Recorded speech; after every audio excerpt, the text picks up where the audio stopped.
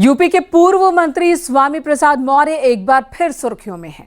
इस बार उन्होंने दिवाली और देवी लक्ष्मी पर विवादास्पद पोस्ट किया। स्वामी प्रसाद मौर्य ने अपने पोस्ट में लिखा है कि अगर देवी लक्ष्मी से भला होता तो करोड़ों नौजवान बेरोजगार ना होते और देश में 80 करोड़ लोगों को 5 किलो चावल पर जिंदगी बितानी न पड़ती। उन्होंने यहां तक लिखा कि देवी लक्ष्मी से भला होता तो दुनिया के गरीब देशों में भारत नहीं होता। स्वामी प्रसाद मौर्य के इस पोस्ट से साधु संतों ने नाराजगी जताई है।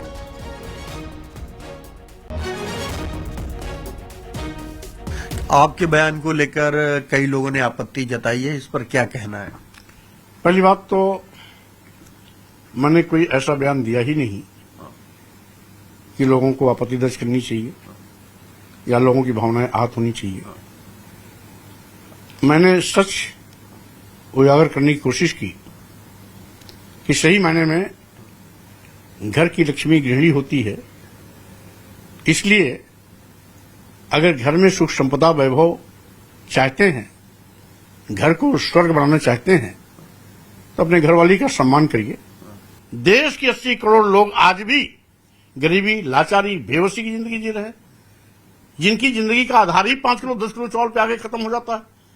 आखिर बताइए कि जिस देश में 80 करोड़ लोग 5 किलो 10 किलो चावल पर बदहाली की जिंदगी बिताएंगे, क्या वो 80 करोड़ परिवार अपने बच्चों को विश्वविद्यालय पढ़ा पाएगा? क्या वो अपने बच्चे बेटे बेटियों को डॉक्टर, इंजीनियर, प्रोफेसर, एडवोकेट या वैज्ञानिक, IAS IPS बना पाएगा? कतई नहीं। इसका मतलब है आज धन की लक्ष्मी की पूजा करने से कोई धनी नहीं हो रहा है। अगर धनी होता तो 80 करोड़ परिवार भी खुशहाल जिंदगी जीते होते।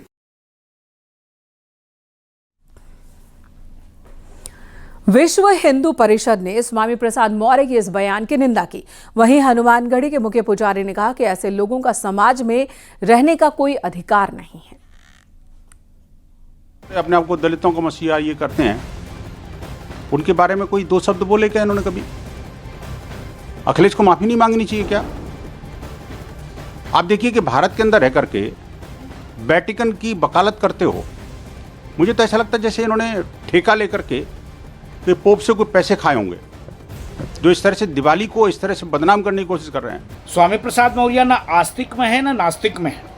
जिस प्रकार से उन्होंने सनातन पे माँ लक्ष्मी पर टिप्पणी किया है, दुर्भाग्यपूर्ण है। इसका पुरजोर विरोध करते हैं, निंदा करते हैं। और मैं तो यही कहता हूं कि स्वामी जैसे व्यक्ति को समाज में रहने का कोई अधिकार नहीं है। इनका स्वागत हर एक जगह मुंह काला करके होना चाहिए। संत समाज ने भी स्वामी प्रसाद मौर्य के बयान पर नाराजगी जताई है। इनका कहना है कि स्वामी प्रसाद मौर्य ने सनातन का अपमान किया है। से कोई ज्ञान ही नहीं है। विक्षिप्त मानसिक रोग से पीड़ित इसको किसी विशेषज्ञ चिकित्सालय में जाकर के अपना मानसिक रोग का इलाज कराना चाहिए। इसे कोई ज्ञान ही नहीं है कि हमारे यहाँ सदियों लाखों वर्ष पुराना जब हमारे राघवेंद्र सरकार रावण पर विजय प्राप्त करके लौटे, तब से दीपावली मनाया जाता। इस व्यक्ति ने माँ लक्ष्मी पर तो टिप्पणी किया ही, ले तो राशन पहुंच रहा है। इसको ये नहीं पता है कि राशन लेने वाला कोई वहां जो है तो समृद्ध व्यक्ति नहीं जाता है। मुरादाबाद से खबर।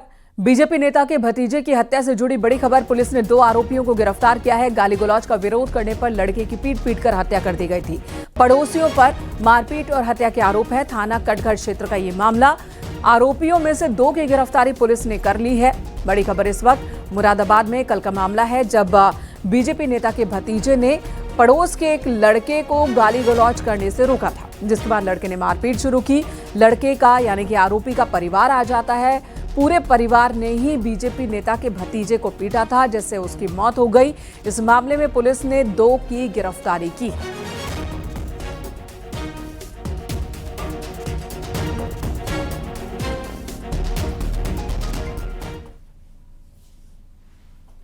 उधर उन्नाव में एक मामूली विवाद ने 14 साल के बच्चे की जान ले ली। मृतक के परिवार ने गांव के 2 लोगों पर पिटाई कर उसकी हत्या का आरोप लगाया। पुलिस ने शव को कब्जे में लिया, पोस्टमार्टम के लिए भेजा।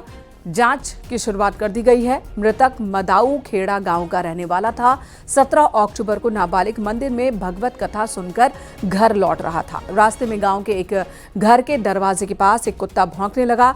छात्र ने कुत्ते को गाली दी, जिस पर कुत्ते के मालिक ने आपत्ति जताई और इसी बात को लेकर दोनों के बीच विवाद हुआ।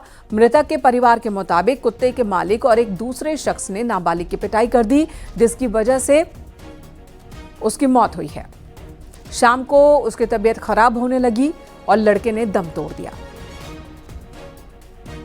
सुबह 11 बजे के करीब ऋतिक ने जहर खा लिया। उसके बाद उसके परिवारजनों ने उसको जिला अस्पताल में भर्ती कराया। उसके पश्चात 19 अक्टूबर को उसे हैलेट हॉस्पिटल के लिए रेफर कर दिया गया। परिवारजन द्वारा ऋतिक को एक प्राइवेट हॉस्पिटल में ले जाया गया। फिर वे वहां से जब उसको हैलेट हॉस्पिटल लेके जा रहे थे इलाज के लिए, तो रास्ते में ही ऋतिक की मृत्यु हो गई।